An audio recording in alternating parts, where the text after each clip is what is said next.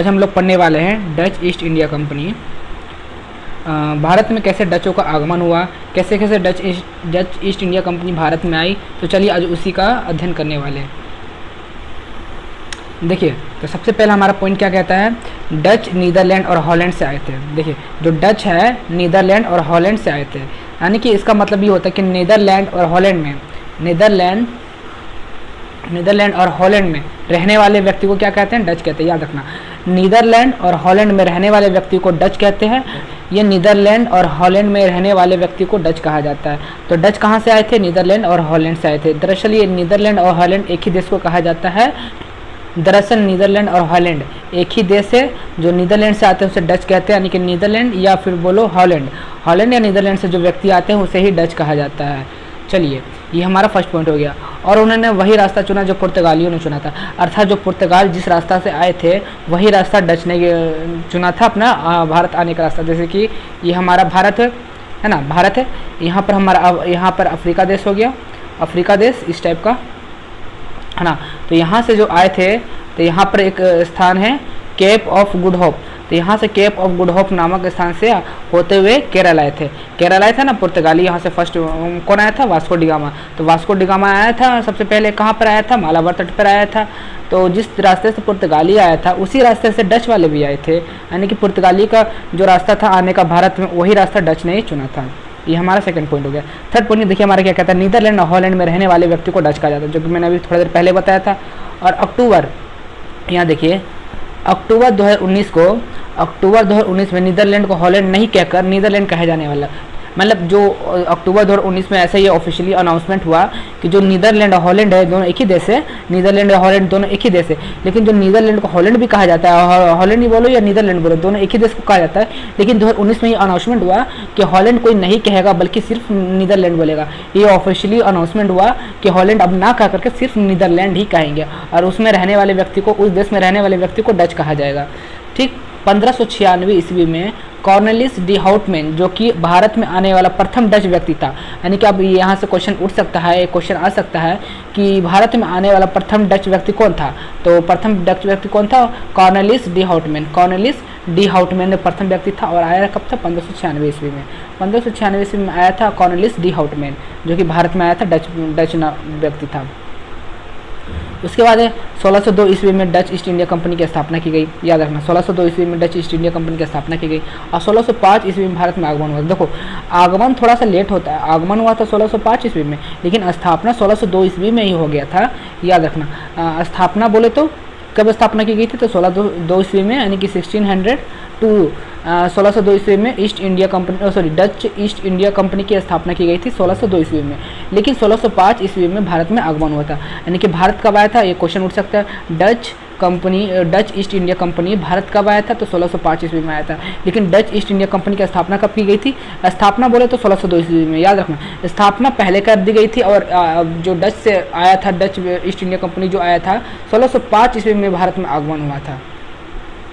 उसके बाद हमारा डच ईस्ट इंडिया कंपनी का संयुक्त उपक्रम जॉइंट वेंचर था, जिसका पूर्व मुख्यालय बटाविया इंडोनेशिया में था। अब देखो ये क्वेश्चन उठ सकता है, जिसका देखिए पहले एक यहाँ देख लेते हैं इसको, जिसका पूर्व मुख्यालय बटाविया इंडोनेशिया में था, यानी कि इंडोनेशिया नामक देश में बटाविया नामक स्थान पे था उसका फर्स्ट पूर्व मुख्यालय।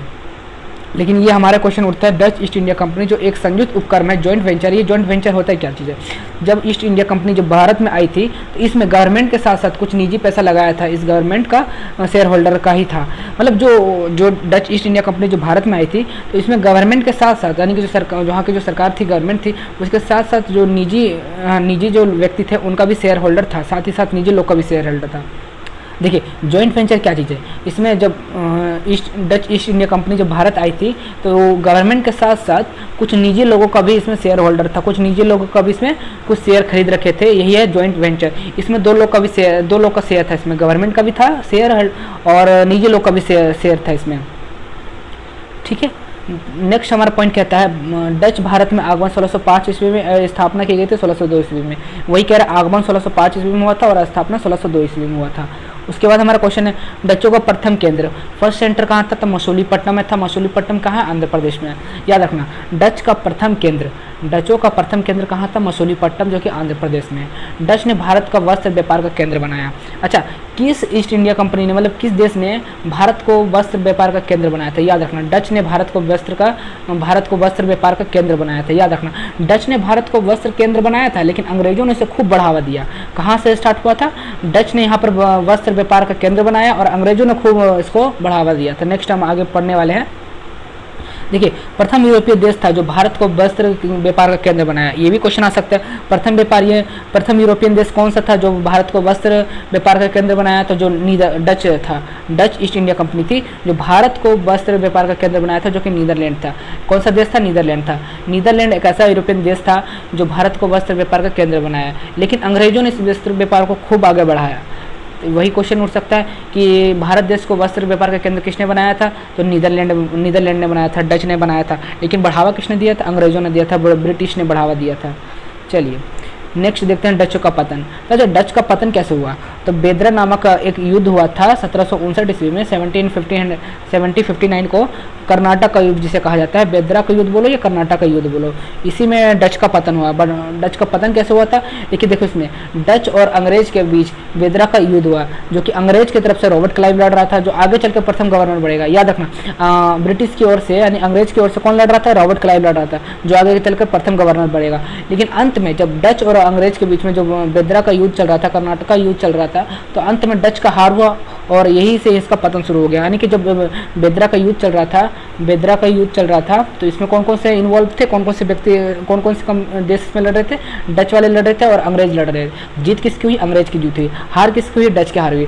जैसे ही डच का हार हुआ तो वहीं से उसका पतन शुरू हो गया। और जैसे ही पतन शुरू हो गया तो डच को हारने के बाद डचों का ध्यान दक्षिण पूर्व एशिया में स्थित देशों पर चला जाता है। यानी कि जब भारत में जो उसका हार गया, बेदरा का युद्ध से वो हार गया, इसका पतन हो गया, तो वो दक्षिण पूर्व एशिया में चला गया, जैसे Sri Lanka, Indonesia, Malacca. Sri Lanka, Indonesia और मलक्का, इन देशों पर वो अपना जाकर के अधिकार जमाने लगा। वहाँ पर जाकर के इन सभी देशों में, श्रीलंका हो गया, इंडोनेशिया, मलक्का हो गया, इन सभी देशों पर उसका आकर्षण गया, ध्यान उस पर केंद्रित हुआ। डच ने भारत के अलावा श्रीलंका, इंडोनेशिया, मलक्का आदि जैसे प्रभुत्व स्थापित किया, मतलब इन सभी देशों पर अपना अधिकार जमाया। इन्होंने फैक्ट्री में अनेक लोगों को रखा।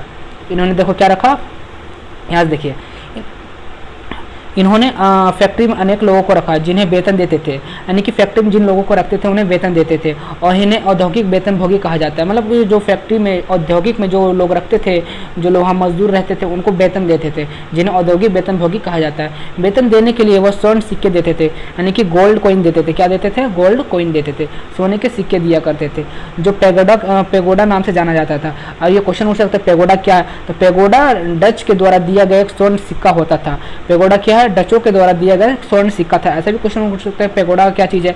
पेगोडा क्या चीज़ है? तो पेगोडा एक डचों के द्वारा दिया गया एक स्वर्ण सिक्के होते थे। जब अपने औद्योगिक में जो जितने मजदूर लोग आते थे काम करने के लिए, तो उनके काम करने के बदले में स्वर्ण सिक्के दिए जाते थे डचों के द्वारा, जिससे पेगोडा के नाम से जाना जाता था। और अतः बेदरा का युद्ध से डचों का हार होने के बाद वो भारत छोड़कर चले गए। इस तरह डच का पतन हो गया। तो फाइनली ये हमारा डच ईस्ट इंडिया कंपनी समाप्त होता है। नेक्स्ट स्लाइड में मैं लेकर के आऊँगा, नेक्स्ट वीडियो लेकर के आऊँगा ईस्ट इंडिया कंपनी के बारे में। ये सब हमारा हो गया, पोर्टुगीज़ हो गया,